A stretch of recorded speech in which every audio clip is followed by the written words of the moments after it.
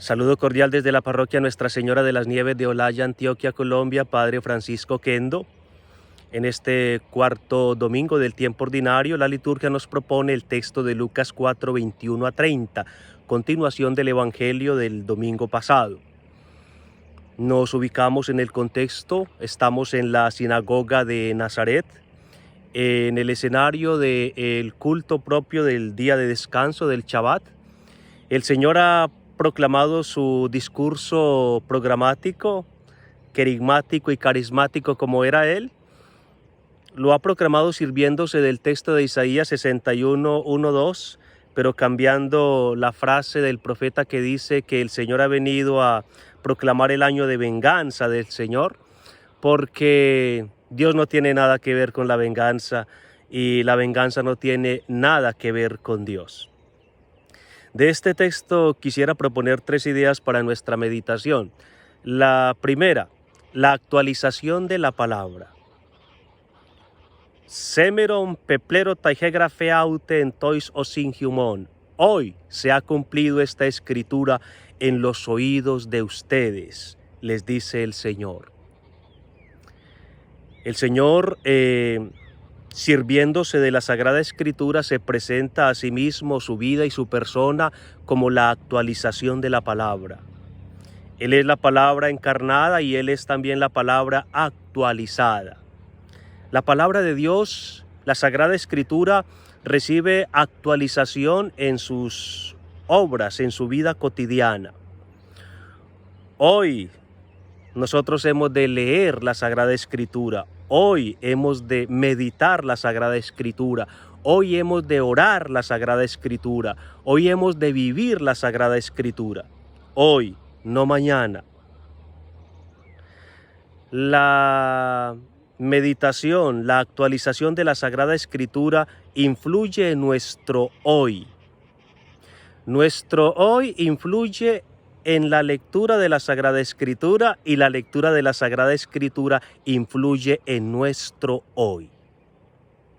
¿Estás leyendo tu hoy a la luz de la Sagrada Escritura y estás leyendo la Sagrada Escritura a la luz de tu hoy, de tus vivencias, de tus experiencias de hoy?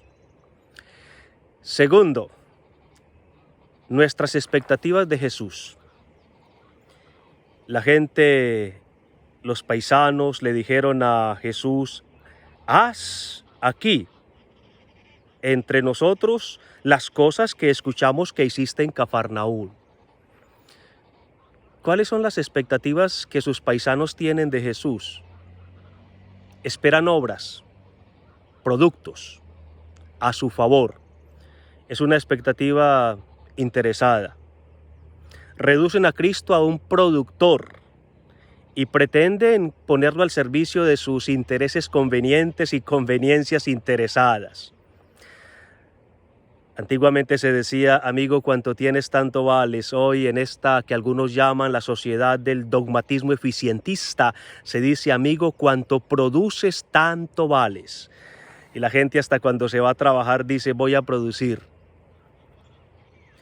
A eso quieren reducir a Cristo, a un productor de obras. El Señor no es eso, es mucho más que eso. Ellos no buscan a Cristo para creer en Él porque dicen que no es más que un hijo de José. ¿Cuáles son tus expectativas de Jesús? Porque nuestra expectativa influye en nuestra iniciativa y en nuestra actitud receptiva. ¿Qué esperas de Cristo? ¿Buscas en Cristo las obras de Dios o buscas al Dios de las obras? ¿Lo buscas solo para pedir y recibir o lo buscas para adherir? ¿Para pedir y recibir cosas o para adherir a Él, a su persona, a su propuesta, a su evangelio, a su verdad? ¿Cuáles son tus expectativas de Jesús? Y aquí quisiera notar que vemos con preocupación una cierta moda de actitudes bajas respecto a Cristo, marcado por una teología que suele llamarse la teología de la prosperidad, que predica que una persona si goza de bienestar material, de bienes materiales, entonces es porque ha sido bendecida por Dios. Si no, pues no ha sido bendecido por Dios. Y entonces la gente lleva cantidades de dinero a sus iglesias o denominaciones cristianas con la esperanza de que le será multiplicado, y establecen con Dios una relación comercial basada en la categoría costos-beneficios, que no es evangélica, porque el bendito, fuente de toda bendición, del cual habla la carta a los Efesios capítulo 1, nuestro Dios murió en la cruz sin un peso en el bolsillo y sin bolsillo para un peso, porque murió como nació, totalmente desnudo. Cristo ha prometido vida en abundancia, y eso es mucho más que bienestar material. Cristo ha prometido vida eterna, la vida del eterno en nosotros, y eso incluye el bienestar material, pero es muchísimo más que eso. Nuestras expectativas de Jesús, en Jesús, no pueden reducirse solo al bienestar material. El apóstol Pablo, en cambio, en la segunda lectura de 1 Corintios 13, nos ha recordado cuál debe ser nuestra expectativa de Cristo. Aprender de Él lo que el apóstol llama el amor agape.